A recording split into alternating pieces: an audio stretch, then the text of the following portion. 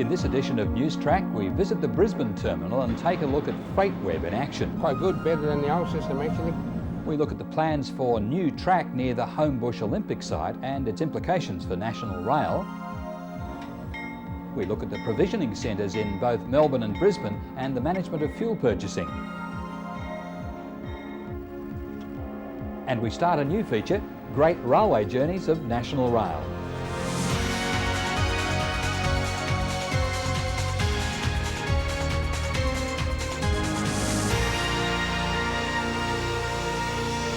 Hello there, I'm Keith Conlon and welcome to NewsTrack.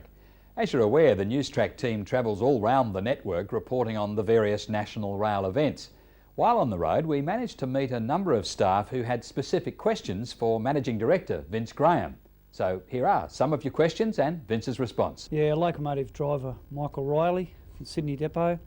My real concern now is that privatisation appears to have stalled.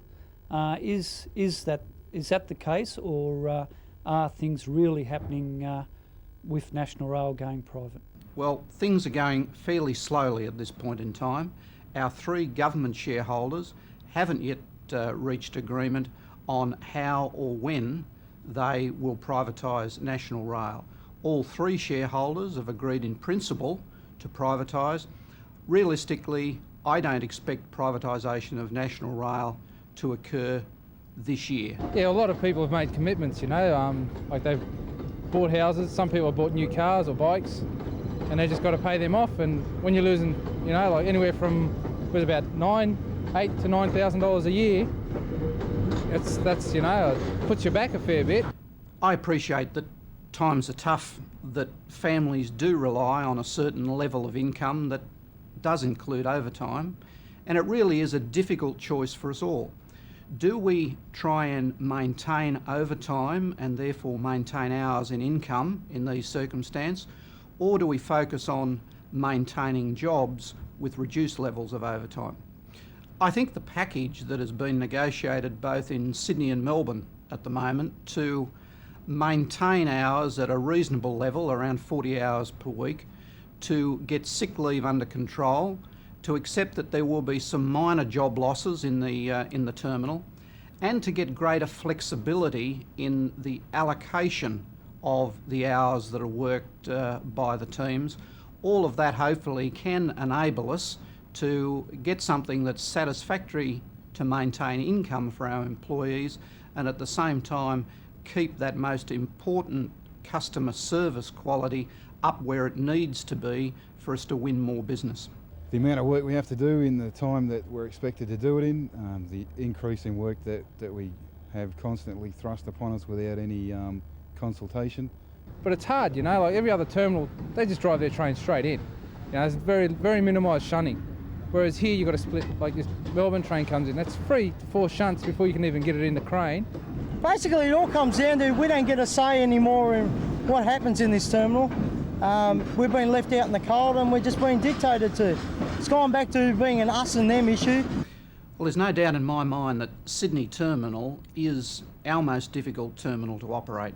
We haven't yet been able to make the investment that we would want to expand its capacity, but hopefully that's not too far away. Fred Young, driver Sydney. I'm sick of the rumours. We live on the East Coast and we're always told the East Coast is not profitable.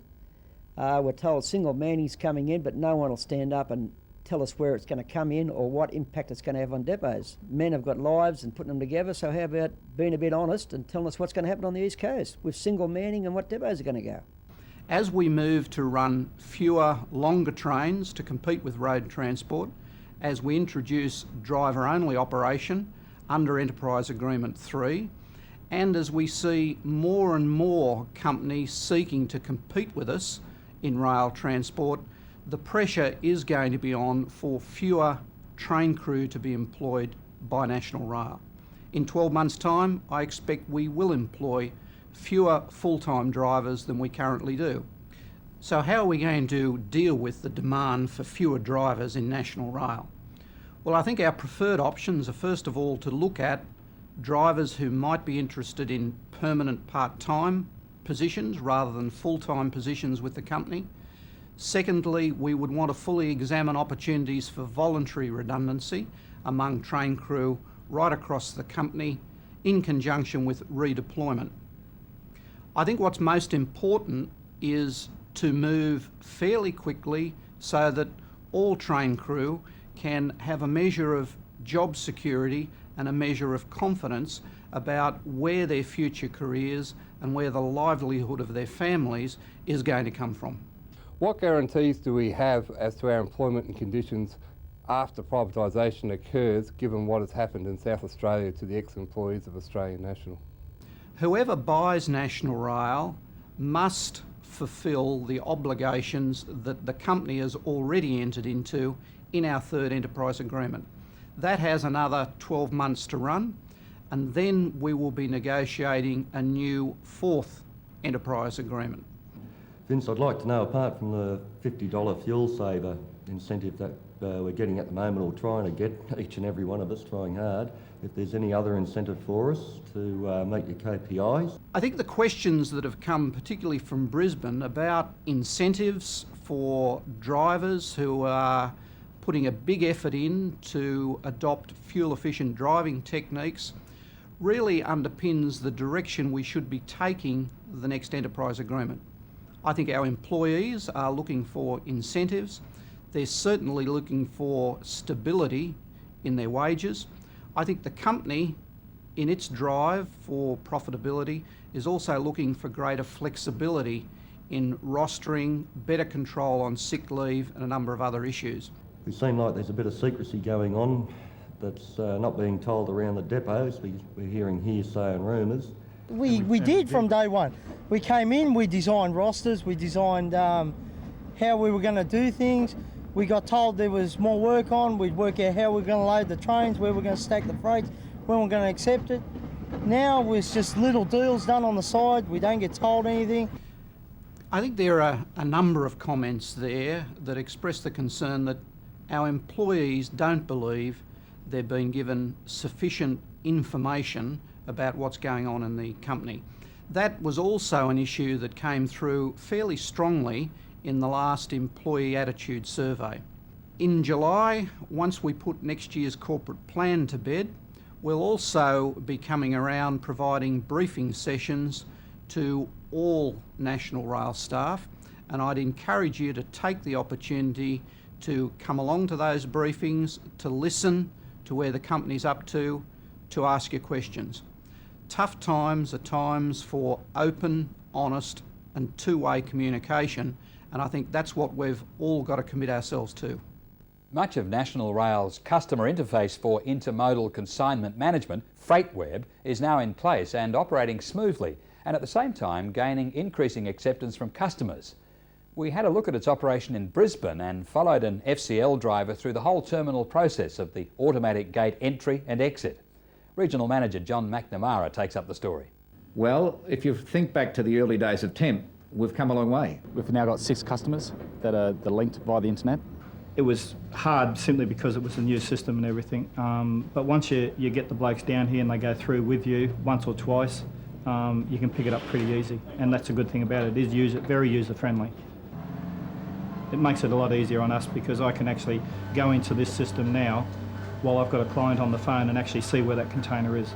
Where before I'd have to say, hang on, I'll ring you back as soon as I find out, which could take anywhere, because of the amount of calls that they get down there, it could take anywhere from 10 minutes to an hour sort of thing.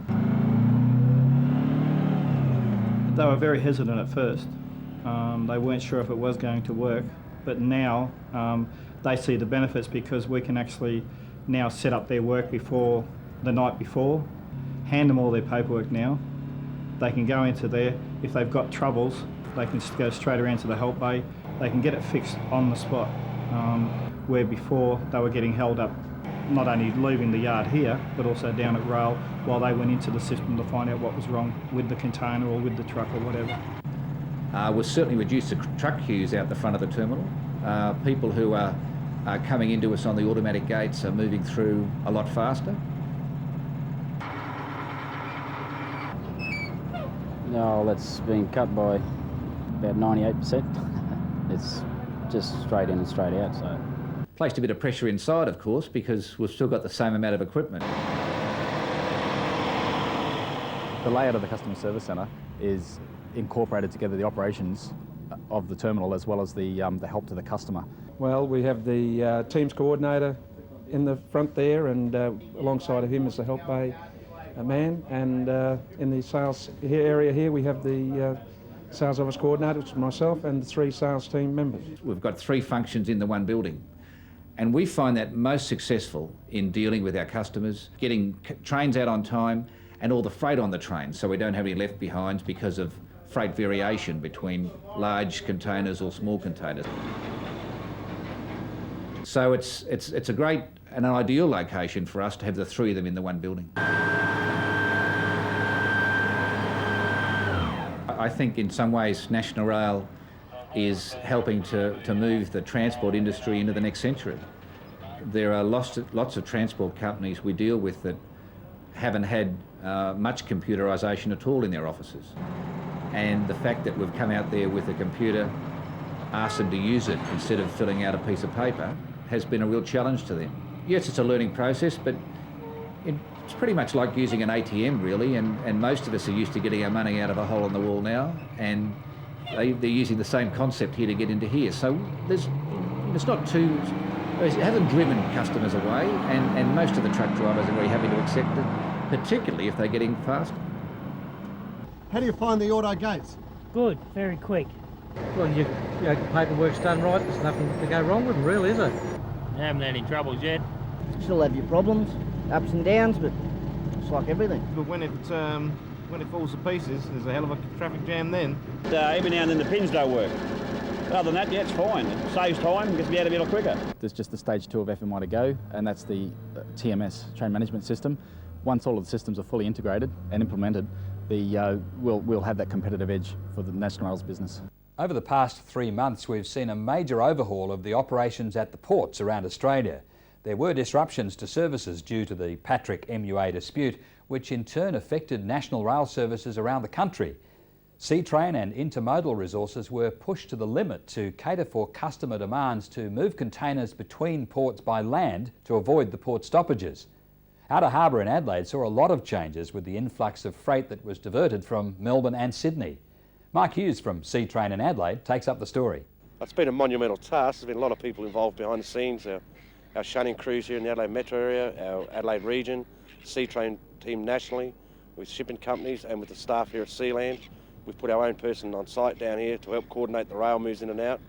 It's been a long and arduous task, but I think a lot of guys have worked up to 14, 15-hour shifts. We're looking at the trains running in towards us, what their current length and capacity is, what we can add to them, and what wagons we've got on hand. And the idea is to top up all trains to maximum capacity out of here without running an additional train, which of course is an additional cost to National Rail. And we've been reasonably successful at that nationwide. Between Adelaide and Melbourne, we've only laid on 1 extra train during this whole process. It was a big challenge for the guys here because of the amount of the task, when suddenly what you've got is sort of 25% more trucks and 25% more containers than you're used to. What it's meant is we really had to look hard at the way that we resource up for these busy times of the year whenever they hit us. We've got to look at getting some more flexibility into both our equipment and our human resources, and at the moment we're looking at that very closely. We're doing a project at the moment to try and work out how better to pitch the level of our resources at the core periods of time of the year and be able to respond quickly then when it gets really busy. Well, I'd like it to be like this all the time. It's good for National Rail. It's proved to the shipping industry that we can handle the task, and at times of crisis, National Rail's there leading at the front. Results for the 3 months to the end of May reflect the trends in the Australian economy.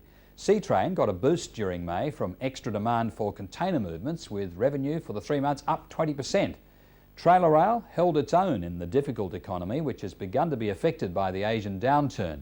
SteelLink shows the effects of contracting BHP production, also affected by the Asian economic crisis. Intermodal was down a little compared with last year, but trends indicate it's stabilised. Paul Griffin, Melbourne Regional Manager, talks about some of the actions which are helping the intermodal outcome. Well, competition is very visible in Melbourne, unlike some of the other terminals. They're just across the road from us. They're running their trains across to the Western Corridor, across to Perth 3 times a week. We've obviously lost market share as competition has been introduced on the Western Corridor, but we try and respond quickly to what our customers are after. So recently, when there was talk of an introduction of a Saturday train by our competition to give Tuesday delivery in Perth, we moved very quickly in National Rail to introduce a service that would be the equivalent, if not better, we think, in terms of freight availability. And we had it up and running about 2 weeks in front of the competition. Similarly, I guess on the Eastern Corridor at the moment, we don't have any competition, but as we're starting to run longer trains which are becoming profitable, we're seeing a lot of other parties interested in trying to get into that corridor as well. So we're working very hard to try and maintain what we have there at the moment through price initiatives, through improving our service quality to the customers. From more than $100 million in 1996 down to less than $80 million to the 30th of June 1998. These are the savings on the National Rail fuel bill. The NR locomotives, along with new provisioning centres in Melbourne and Brisbane, are going a long way in the fuel savings program for the company. Melbourne's new provisioning centre was recently opened, joining with Brisbane's, which has been in operation for nearly 12 months. We joined the new centre's coordinator, Paul Junk, for a quick tour. It's been going pretty well. It's a credit to the design of the place and a credit to the blokes who operate it. We average about 27 locos through the centre each day, which are fueled and fully serviced before turned around and sent back out again. It takes approximately 60 to 90 minutes to service each loco.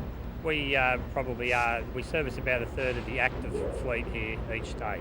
Very, very busy. Day shift's usually our busiest shift. Afternoon shift today, we usually fairly busy for the first 4 hours as you have the engines to service and to have them ready for the evening peak. That's all the freight's leaving Melbourne for Adelaide and Sydney. Oh, 100% better. It's indescribable. Like working in the old fuel plant, it's like working in something out of the Stone Age. But I started in the railway industry in 1968, went onto the footplate in 1969, and I look back at the conditions we had then and those locomotives and look at these and see the creature comforts, and there's just no comparison whatsoever. It's like comparing a T-model Ford to the latest model Commodore. They're cars, but they're worlds apart. The provisioning centre, she's a little beauty. Then it's about 70 locomotives a week. Distributes about 10,000 litres of loco, around about 75,000 litres. We hold 330,000 litres of fuel. We hold 4,000 litres of NR oil, 2,000 litres of oil for the other type of locomotives. And behind you is a washer plant. I start early in the morning so we get it before the heat, before the sun gets on the locos. Makes it very hard if the sun's on the locos. So we come down early in the morning, wash them, and that's it. We do 3 a day, 7 days a week. I don't do the insides, the driver's got to do them. They don't let me in there. They provision the locomotive, they clean it, they know it's done properly, they service the locomotive, they know the brakes are right, they do the fuel themselves, they know the fuel's right, they do the oil themselves, they know that they're not going to run out of oil, and they do the water themselves, and they absolutely trust each other to do the job and do it well. Juggling international crude oil prices and exchange rates, along with interstate price variations. These are some of the problems that fuel managers around the country have to deal with every day to get the best price for diesel fuel for the NR fleet. National Fuel Manager Bill Bowles has the task of balancing all these vagaries to get the best fuel prices for National Rail. Under the current contract, our cheapest price is in Melbourne. And our highest price is out in the Nullarbor at Cook. Our long-term plan is to confine our refuelling to capital cities. If we can do that, then we've saved a significant amount of money and time spent taking on fuel out in remote locations. The aim would be to develop the on-train fuelling concept, and in that scenario we could effectively go from Sydney to Perth without stopping to take on fuel. The only stops required would be crew changes.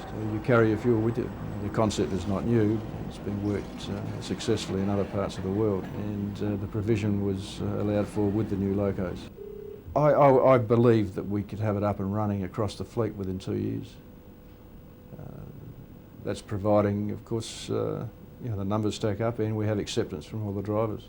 It's just 26 months to the Olympic Games in Sydney, where commuter trains will be playing an essential part of moving the massive crowds in and out of the main Olympic complex.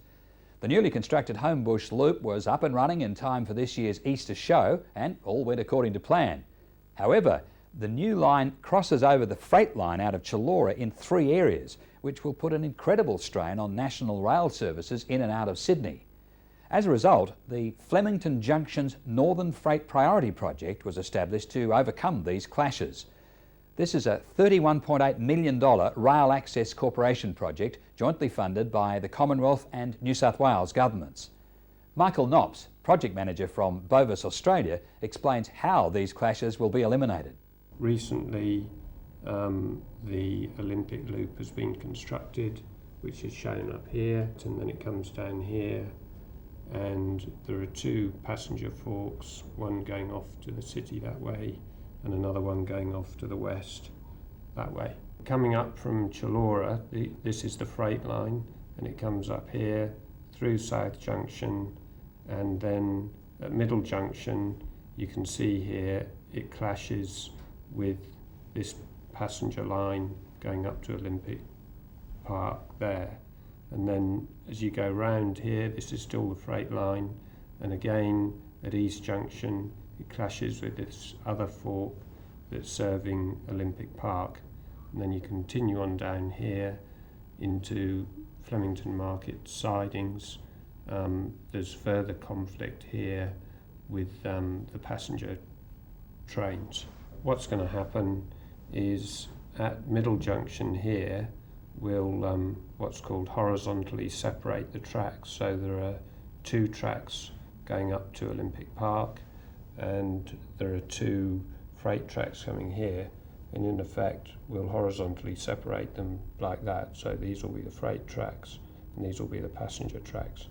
And then at East Junction we'll vertically separate the tracks. Again, there are two freight tracks and two passenger tracks, and the passenger tracks, well, the freight tracks will actually go underneath the passenger tracks in a tunnel.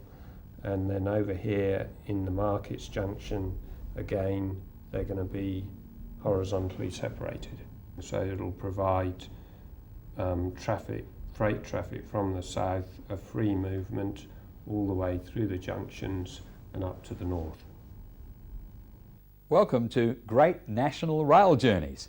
Today we travel through the heart of Melbourne, down the Mornington Peninsula through one of the busiest suburban networks in the country. We're riding a steel link train to BHP's Westernport plant. National Rail plays a pivotal role in the operation down there. Steel slab products are railed in from Whyalla and Port Kembla. The steel slab is passed through a hot strip mill and processed into coil and coated coil products. These new products are then placed into the familiar orange boxes and then railed out to Wingfield in Adelaide and Kwinana south of Perth. We join Melbourne drivers Peter Wykes and Ron Howship on the daily run down the peninsula from the Melbourne Steel Terminal. We've got 375 metres, 675 tonnes, so it's only a baby. This particular trip is pretty busy actually because we've got to contend with the suburban train, so it's real busy actually, and it's you got to be right on your path or you don't get a run. Once we leave the steel terminal, some of the features that we do pass is the new Dockland Stadium. We go right through Spencer Street, past the casino, through Flinders Street and all the redevelopment works that are going on there, and that's a pretty busy area. Right through the suburban network to Frankston, and that's pretty busy as well. So, and we've got to contend with the suburban trains a fair bit. So, more times than not, if you're on time on your path, yeah, you get a good smooth run down. Yeah, some beautiful sights in the summertime. That's the only reason we like coming down here on day shift. There's a couple of spots. I think there's one house down here with a spa in it. I haven't spotted anyone in that yet, but some good sights, all right. Yeah, it keeps you interested. I hope my wife doesn't watch this, eh? The logo that we're on now is what they call a new Series X class, which we lease from the PDC. Not for much longer, because I believe we're going to get BLs. They're pretty old, they're pretty dirty. We don't like them very much, but it's what we got to work with. You make the most of it. I mean, the creature comforts of the NRs, and to come back under this logo, yeah, she's pretty rugged, all right. Yeah, well, the NR's a standard gauge, and what we run on here is broad gauge. In Melbourne, we do the tranship from standard gauge wagons to broad gauge wagons. But yeah, if we could gauge convert a couple of NRs, that'd be a bonus. So this is something you got to be very wary of, as when you pass a train coming in the other direction, stop at a station, people will walk out from behind the train. It's not a very nice feeling, actually.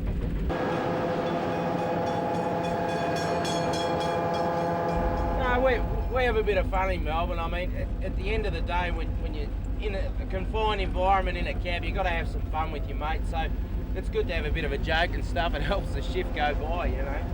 But some blokes take it too serious. I mean, we're serious as far as all the safe work and everything goes, but no, it's good value. And probably on the roster at average about once a week that we come down here. Yeah, you get some really good views on the bay. In fact, quite often on a Saturday you look out there and it's if it's like a sheet of glass, there's just boats everywhere. It's unbelievable. I mean, I'd rather be out there than sitting here. I do the driving down here and my mate always does the shunning because I reckon I've seen the Long Island Yeti. There's reports of a Yeti down in this district, and I reckon I've seen him down at the Junction here. As one morning about 4 a.m, this bloke come out of the darkness, walked straight past the loco, and he was about 6 foot. He had fairly long, straggly looking hair. He was scruffy looking sort of joker. And he just disappeared into the darkness, and I thought, oh, I'm not getting out in the dark down here again. So, and that is true. And bloody, oh. Oh dear. Well, it was hairy. Shut up, Ronnie. Anyway, there you go. Thanks, mate. Yeah, that's our staff for the single line section. It's Frankston and Somerville, Ronnie. No worries, mate. Cool. Yeah, g'day, mate. It's Ron House here from National Rail here, coming down on 9553. We've got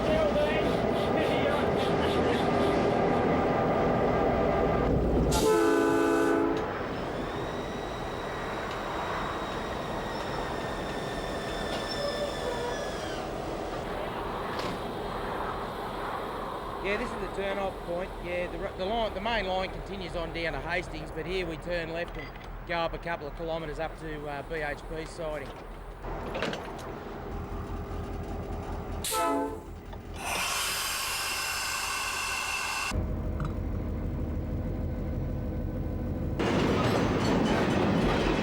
Yeah, Pete, starts down at 12:06, over. Yeah, righto. Thanks a lot, Ronnie. I'll get on to Central. Roger that. Yeah, 9553 Central. Yeah, we've arrived, completed Long Island here. We've sunk the staff at 12:06, over. Roger, thank you. Central out. Alright, that's it.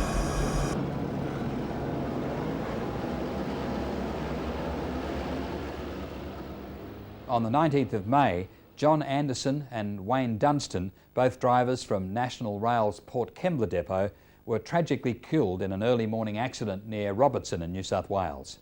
Here's Vince Graham. On behalf of everyone in National Rail, I'm sure you would want me to extend our sympathy to the families of Wayne Dunstan and John Anderson, and also to their Port Kembla teammates. It's in circumstances like these that you truly appreciate the support and the strength that comes from the team members, the workmates of our two drivers so tragically killed in this accident. I personally want to thank Rocky Condello and all of the management and team members at the Port Kembla depot for a tremendous job in very difficult circumstances in supporting both the family and the other members of the National Rail team. An official independent inquiry was set up by the New South Wales Government immediately after the accident. National Rail is represented on the panel by National Safety Manager David Edwards. It'll be a few weeks yet before the inquiry is completed, and it will be followed by a coronial inquiry. And finally, a special thank you to everyone who contributed to the collections taken up to help both the Anderson and Dunstan families.